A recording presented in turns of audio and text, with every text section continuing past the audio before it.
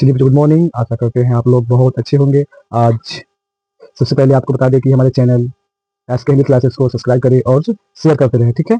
आज हम लोग क्लास 9th के चैप्टर 10th की चैप्टर 10 की ओर चल रहे हैं, अध्याय 10 की ओर चल रहे हैं, जो निबंध है। क्या है? जो निबंध है, जिसके लेखक जगदीश नारायण चौबे है, जिसके लेखक जगदीश नारायण चौबे है। चलिए इस पार्ट के हम लोग एक एक क्वेश्चन को अच्छे से सोल्व करते हैं बच्चों। इसको अच्छे से आप लोग नोट्स बनाते रहिएगा। चलिए सबसे पहले क्वेश्चन नंबर हम लोग 1 को देखते हैं। 1 में है, क्वेश्चन नंबर 1 में है, निबंध लेखक का मूल उद्देश्य क्या है? निबंध लेखन का मुख्य उद्देश्य क्या है? जो निबंध लेखन है, इसका मुख्य उद्देश्य क्या है? चलिए इसके बारे में जानते हैं।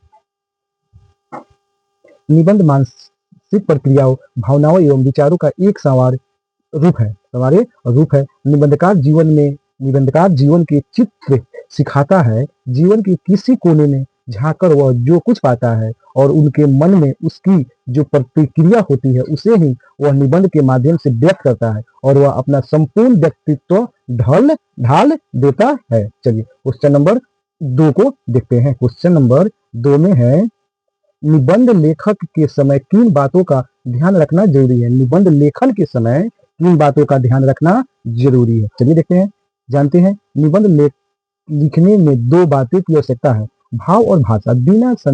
बिना संयंत्र भाषा की अभिप्रेत भाव व्यक्त नहीं होता। लिखने के लिए जिस तरह परिमार्जित भाव की आवश्यकता है, उसी तरह परिमार्जित भाषा भी है। एक के अभाव में दूसरे का महत्व नहीं होता है। इसलिए इस भाषा को लिखने के लिए लेखन को दोनों जरूरी है।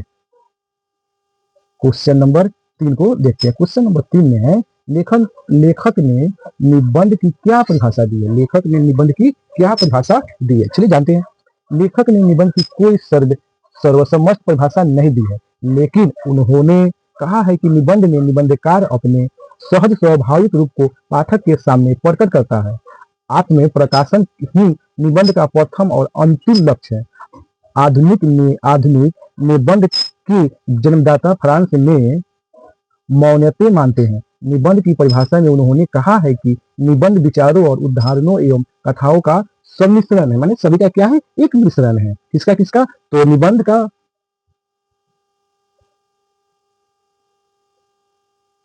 विचारों का और उदाहरणों एवं कथाओं, जिसमें निबंध हो गया, और जो भी सारी कथाएं होगी उसका सबका एक मिश्रण बनाएंगे, उसे के बारे में लेखक ने बताया है। चलिए क्वेश्चन नंबर 4 को देखते हैं। क्वेश्चन नंबर 4 में है, निबंध लेखन में लेखक की अत्याचार की बात करता है, जिससे निबंध बोझिल, नीरस और उबाऊ हो जाता है। ठीक है, जानते हैं। विषय प्रतिपादन के साथ, विचारों के पल्लवन के साथ, भाषा और शैली के साथ, जिसका नतीजा यह होता है कि हिंदी निबंध नीरस, बोझिल और उबाऊ हो जाता है। चलिए क्वेश्चन नंबर 5 को देखते हैं। क्वेश्चन नंबर 5 में है, प्रश्न नंबर 5 में है, निबंध लेखन में हिंदी दर भाषाओं के उदाहरण में किस बात का ध्यान रखना आवश्यक होता है? चलिए जानते हैं। लेखक का कथन है कि निबंध में हिंदी तर भाषाओं का उदाहरण जब भी दे, इस बात का ध्यान अवश्य रखे कि उसका हिंदी अनुवाद पहले दे और बाद में टिप्पणी। मूल पंक्तियों का कम से कम लेखकों के नाम का हवाला अवश्य दे। चलिए क्वेश्चन नंबर 6 को देखते हैं। क्वेश्चन नंबर 6 में है, अच्छे निबंध के लिए क्या आवश्यक है? विस्तारित तर्क पूर्ण उत्तर दीजिए। अच्छा निबंध हम लिखेंगे, जब हम अच्छे निबंध लिखेंगे तो उसके लिए क्या क्या हमें जरूरी है? सबसे पहले उसका विस्तार होना चाहिए, तर्क होना चाहिए, तर्क पूर्ण। चलिए जानते हैं। अच्छे निबंध के लिए कल्पना शक्ति की आवश्यकता होती है। कल्पना केवल कलाकारों की चीज नहीं, विज्ञान के मूल्य में भी कल्पना ही है। किसी भी चीज को सुंदर और सुरुचिपूर्ण बनाने के लिए कल्पना से काम लेना अत्यावश्य हो जाता है। कल्पना अज्ञात लोक का प्रवेश द्वार है। अच्छे निबंध के लिए लेखक ने 4 तरह की बातें कहा है: व्यक्तित्व का प्रकाशन, संक्षिप्तता, एक सूत्रता और अवनति का प्रभाव। व्यक्तित्व के प्रकाशन में निबंधकार ने बताया है कि अपने सहज स्वाभाविक रूप से पाठक के सामने प्रकट होता है। संक्षिप्तता के संबंध में निबंधकार का कहना है कि निबंध जितना छोटा होता है, जितना अधिक ढंग होता है, उनमें उतनी ही संघन अनुभूतियां होती है और अनुभूतियों में गढ़वा कस्बा के कारण तीव्रता रहती है।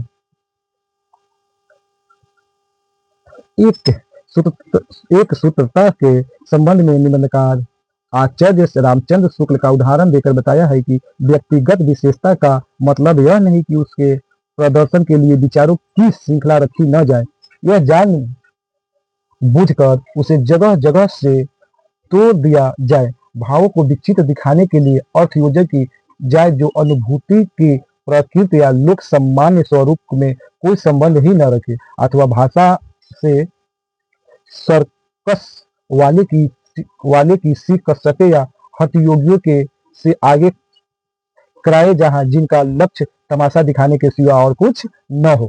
ठीक है, चलिए हम लोग क्वेश्चन नंबर 7 को देखते हैं। क्वेश्चन नंबर 7 में है, निबंध लेखक की क्या प्रतिक्रिया बनाई है, पाठ के आधार पर बताइए। जो निबंध लेखक की क्या प्रक्रिया है, निबंध लेखक की क्या प्रक्रिया है बताइए और बताई गई है पाठ के आधार पे, उसको हम क्या करना, हम लोग को बताना। चलिए हम लोग कहानी के माध्यम से बता रहे हैं। निबंध लेखन के लिए कोई एक सिर्फ विधान निर्धारित नहीं किया जा सकता है। निबंध साहित्य का एक स्वतंत्र अंग है, अतः इसे नियमों में नहीं बांधा जा सकता।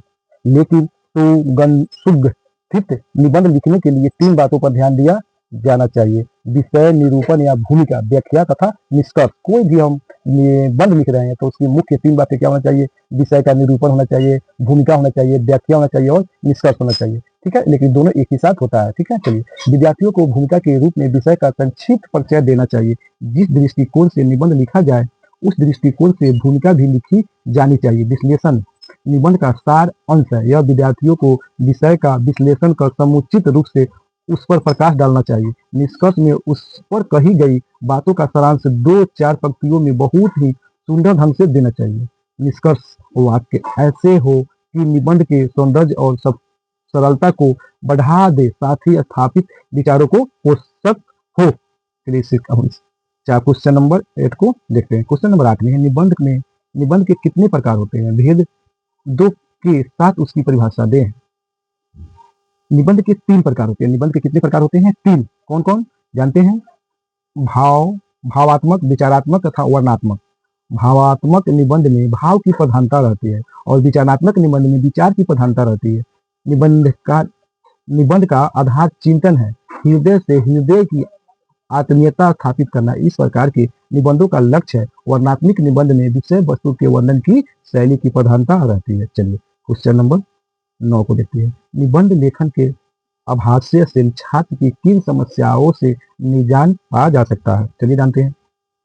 निबंध लेखन के अभ्यास से छात्र को अज्ञानतावश और स्पर्धावश समस्याओं से निजात मिल सकता है। अज्ञानात्मक इसलिए वे यह मानते ही नहीं कि निबंध 10 पृष्ठ से भी कम हो सकता है, और स्पर्धावश इसलिए कि अमुक्त के कागज लिया तो मैं क्यों ना लूं। अगर बातों को सुचारू पूर्ण ढंग से कहते हैं कि कला आती है तो निबंध उसके पृष्ठों का भी हो सकता है और उन्हें उसे पढ़ने में छात्रों को आनंद भी आए तथा छात्रों को बढ़िया अंक मिल सके। यही क्या है? निबंध लेखन की अभ्यास में छात्रों की समस्या का निजात हो पाता है। चलिए क्वेश्चन नंबर 10 को देखते हैं। 10 में है, निबंध लेखन में कल्पना का क्या महत्व है?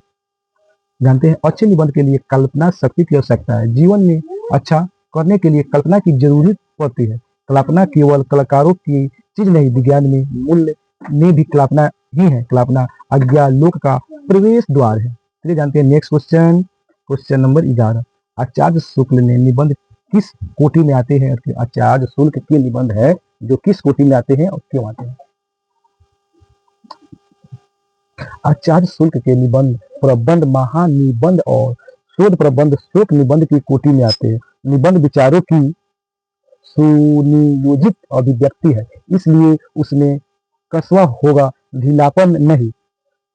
लेकिन निरंतर प्रभाव निबंध के लिए ही आवश्यक है। Next question number 12। ललित निबंध की क्या विशेषता है? ललित निबंध की क्या विशेषता है? चलिए जानते हैं। वैयक्तिक के निबंध को ही आज ललित निबंध कहा गया, जो वैयक्तिक निबंध है जिसे ही आज ललित निबंध कहा जाता है। शास्त्रीय संगीत के गाढ़ेपन को जिस प्रकार थोड़ा घोलकर सुगम संगीत बना दिया गया है, उसी तरह निबंध को भी लोकप्रिय बनाने के लिए उसकी प्राचीन शास्त्रीयता को एक हद तक ढीला करके लालित्य तत्व से मध्य दिया जाता है। नेक्स्ट एंड लास्ट क्वेश्चन है हम लोगों के पास, क्वेश्चन नंबर 13। निबंध को सुचारुपूर्ण बनाने की दिशा में भाषा के महत्व पर प्रकाश डालना है। निबंध को क्या करना है? सुरुचिपूर्ण, क्या बनाना है हम लोगों को? निबंध को सुरुचिपूर्ण बनाना है। चलिए, निबंध को आकर्षण तथा रोचक बनाने के लिए विषय में जुड़ना और जुड़कर अपने अनुभवों का तर्कसंगत ढंग से उल्लेख करना नितांत आवश्यक है। आज निबंध को आत्मनिष्ठ होते हैं। भाषा को दृष्टिकोण से निबंध की प्राय दो शैली है। निबंध की कितने शैली है? प्रसाद शैली और समास शैली। अति साधारण ढंग से सहज सुगम भाषा में ये बात कहना प्रसाद शैली है। प्रसाद शैली में गंभीर से गंभीर भावों को साधारण शब्दों में अभिव्यक्त किया जाता है।